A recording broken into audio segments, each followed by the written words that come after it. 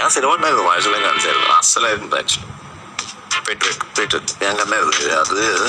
എനിക്ക് technically beautiful. ലാലേട്ടന് നമുക്ക് പൊളിച്ച് ഒരു രക്ഷയില്ല. അതിന്റെ ആക്ഷൻ സീക്വൻസും കാറിലുള്ള സീക്വൻസ് ഒക്കെ ഇല്ലേ, ആക്ഷൻ സീക്വൻസ് ഞങ്ങളുടെ ഉണ്ട്.